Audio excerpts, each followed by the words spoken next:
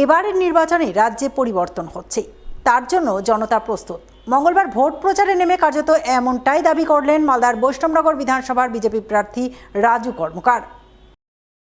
মঙ্গলবার তিনি বৈষ্ণবনগর এলাকায় ভোট প্রচার করেন। স্থানীয় শিব মন্দিরে পুজো দিয়ে ব্যান্ড বাদ্যি সহকারে ভোট প্রচারে নামেন।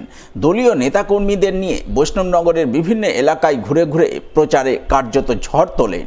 জনতা জনার্দনের উদ্দেশ্যে হাত জোর করে তাদের আশীর্বাদ প্রার্থনা করেন। প্রচারের মাঝে বিজেপি প্রার্থী রাজু কর্মকার সংবাদ মাধ্যমের মুখোমুখি হয়ে দাবি করেন, এবারের নির্বাচনে বিজেপিকে ঘিরে সাধারণ মানুষের মধ্যে ব্যাপক উৎসাহ উন্মাদনা রয়েছে, যা দেখে বোঝা যাচ্ছে এবার রাজ্যে পরিবর্তন হচ্ছেই, তার জন্য জনতা প্রস্তুত রয়েছেন।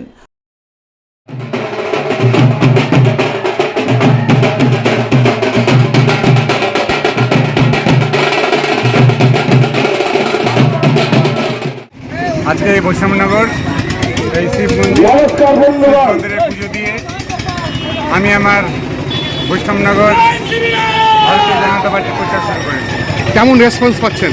জনতার মধ্যে দারুণ উৎসাহ, দারুণ উদ্দীপনা, জনতা প্রস্তুত। এবারে পরিবর্তন হচ্ছেই, ভারতীয় জনতা পার্টি সরকার আমাকে ভোট দিয়ে সবাই জয়যুক্ত করবে। মঙ্গলবার সাত সকালে ভোট প্রচার শুরুর প্রাক্কালে শ্রী চন্দ্রপ্রভ দিগম্বর জৈন মন্দিরে পুজো আরাধনা করলেন মালদার ইংরেজবাজার বিধানসভার তৃণমূল প্রার্থী আশিস কুণ্ডু। এদিন তিনি পুরাতন মালদার শাহপুর সেতুমোড় এলাকায় অবস্থিত জৈন ধর্মাবলম্বীদের শ্রী চন্দ্রপ্রভ দিগম্বর জৈন মন্দিরে পুজো দিতে যান। মহাবীর জয়ন্তী উপলক্ষে ভক্তিভরে পুজো দিয়ে ভগবান মহাবীরের ভজন সংকীর্তন করেন। ভজন সংকীর্তন শেষে ভগবান মহাবীরের আশিস নিয়ে মঙ্গলবার প্রচার কর্মসূচিতে বের হন। মন্দির ছাড়ার আগে মন্দিরে আগত ভক্তদের সঙ্গে আলাপচারিতা করেন। সেই আলাপচারিতায় ভগবান মহাবীরের নীতি আদর্শ মেনে সকলকে নিয়ে চলার জন্য তৃণমূল প্রার্থী হিসাবে তাকে ইংরেজবাজার বিধানসভায় বিধায়ক নির্বাচিত করার জন্য বিনম্র চিত্রে সকলের কাছে আবেদন জানান।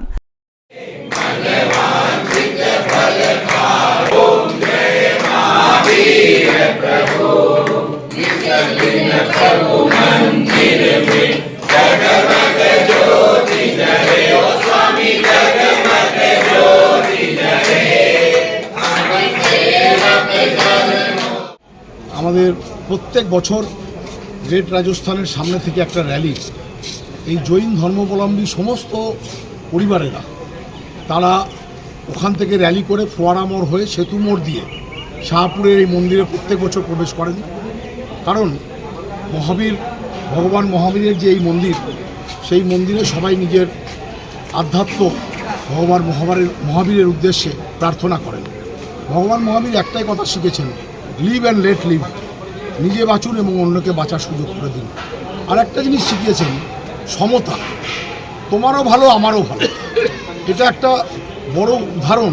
তিনি তার নিজের জীবনে, তিনি রাজপরিবারের সন্তান ছিলেন, কিন্তু সমস্ত কিছু ত্যাগ করে খুব কম বয়সে তিনি সমস্ত ত্যাগ করে তিনি এইভাবে বেরিয়ে গিয়ে বিভিন্ন জায়গায় এই মন্দির প্রতিষ্ঠা করার জন্য উদ্যোগী হয়েছিলেন। আমরা মানুষের মধ্যে যদি এই ধর্মের যেটা মূল কথা, জৈন ধর্মের যেটা আধ্যাত্মবাদ, যে মূল সার শক্তি, সেটা যদি মানুষের মধ্যে ছড়িয়ে যায়, তাহলে এত হিংসা, এত বিদ্বেষ কিছুই থাকবে না। কারণ সবাই যদি আমরা একসাথে বাঁচতে পারি, এটাই তো আমাদের মুখ্য, এটাই তো আমাদের উদ্দেশ্য। আজকে আমাদের সমস্ত যে টিম, তারা যেমন সকালে পুজোর আয়োজন হয়, ঠিক সেরকম 9টা থেকে খুব বড় করে ব্লাড ডোনেশন ক্যাম্প হয়।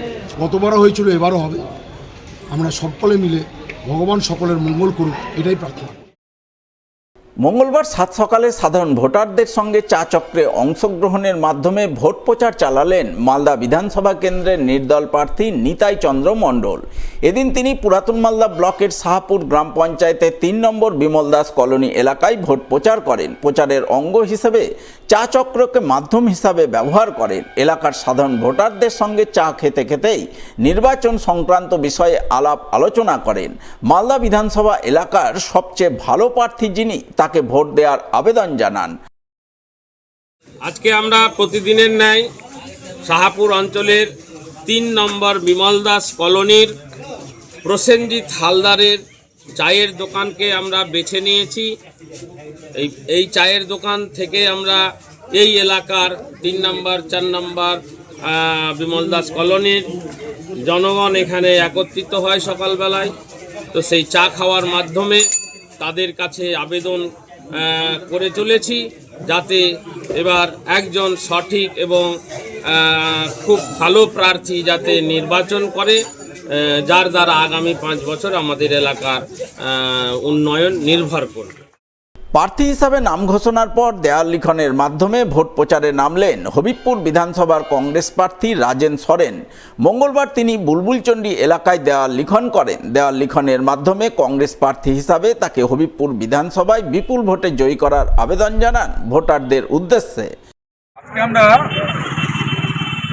এই বুলবুলি বাস স্ট্যান্ডে হবিবপুর বিধানসভার জন্য জাতীয় কংগ্রেসের মনোনীত হাত চিহ্ন এঁকে আমাদের ভোটের প্রচার শুরু করলাম। আমাদের সর্বভারতীয় জাতীয় কংগ্রেসের সভাপতি খাড়গেজি, রাহুলজি এবং পশ্চিমবঙ্গের সভাপতি শুভঙ্কর, আমাদের মালদা জেলার সভাপতি ঈশা খানজি, সকলকে অশেষ ধন্যবাদ। তারা আমাকে বিধানসভায়, হবিবপুর বিধানসভায় জাতীয় কংগ্রেসের প্রতীকে মনোনীত করেছেন। ভোট প্রচারে বেরিয়ে প্রথমে হরিনাম সংকীর্তনের আসরে অংশগ্রহণ, পরে আদিবাসী মহিলাদের সঙ্গে ধামসা মাদলের তালে কোমর দোলানো।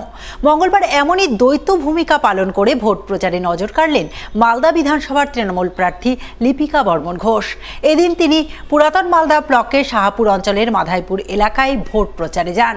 প্রচার শুরুর প্রাক্কালে মাধাইপুর রূপ সনাতন মন্দিরে পুজো দেন, নাম সংকীর্তনের আসরে অংশগ্রহণ করেন। মন্দিরের এই পর্ব সেরে তিনি মাধাইপুর এলাকায় ভোট প্রচারে নামেন। প্রচারে আদিবাসী মহিলাদের সঙ্গে ধামসা মাদলের তালে কোমর দোলান। আর এই দ্বৈত ভূমিকা পালনের পর গোটা মাধাইপুর এলাকা ঘুরে ঘুরে ভোট প্রচার করেন। মালদা বিধানসভায় তৃণমূল প্রার্থী হিসেবে তাকে বিপুল ভোটে জয়যুক্ত করার আবেদন জানান। আজকে শাহাপুর জিপি মাধাইপুরে সনাতন মন্দিরে এসেছিলাম, মোট গ্রামে এসেছিলাম। এখানে একটা কর্মী সভার আয়োজন করা হয়েছে। সনাতন মন্দিরে পুজো দিয়ে, মা কালীর মন্দিরে পুজো দিয়ে আমরা আজকে এই কর্মী সভার শুভ সূচনা করলাম। এখানে এলাকাবাসী অনেকে রয়েছে, তাদের কথাগুলো শুনলাম এবং আমাদের আগামী দিনে যেন ভোটটা ভালো হয় এবং সকলে যেন আমাকে বিপুল ভোটে জয়যুক্ত করে সেই আবেদন রাখলাম। মঙ্গলবার অমৃতির লালাপুর কালী মন্দিরে পুজো দিয়ে ভোট প্রচার শুরু করলেন মালদার ইংরেজবাজার বিধানসভার বিজেপি প্রার্থী অমলান ভাদুরী। এদিন তিনি দলীয় নেতাকর্মীদের নিয়ে অমৃতির লালাপুরে যান। সেখানকার ঐতিহ্যবাহী জাগ্রতা কালী মন্দিরে পুজো দেন।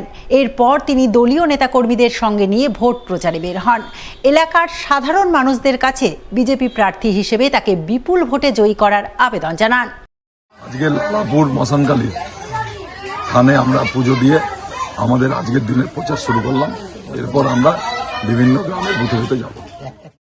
ভোটের ময়দানে কেউ হেভিওয়েট নয়, জনগণই শেষ কথা বলবেন, আর জনগণের উপর তার বিশ্বাস রয়েছে। মঙ্গলবার ভোট প্রচারে বেরিয়ে কার্যত এমনটাই বললেন মালদা বিধানসভার কংগ্রেস প্রার্থী ভূপেন্দ্রনাথ হালদার। এদিন তিনি মালদা বিধানসভার হবিবপুর ব্লকের ঋষিপুর অঞ্চল এলাকায় ভোট প্রচার করেন। প্রচার শুরুর প্রাক্কালে ঋষিপুরের একাধিক কালী মন্দিরে ঢাক বাজিয়ে পুজো দেন, মায়ের আশীর্বাদ প্রার্থনা করেন। এরপর তিনি দলীয় নেতাকর্মীদের নিয়ে ঋষিপুরের বিভিন্ন এলাকায় ঘুরে ঘুরে ভোট প্রচার করেন। ডোর টু ডোর গিয়ে ভোটারদের সঙ্গে কথা বলেন। কংগ্রেস প্রার্থী হিসেবে তাকে মালদা বিধানসভায় জয়ী করার আবেদন জানান।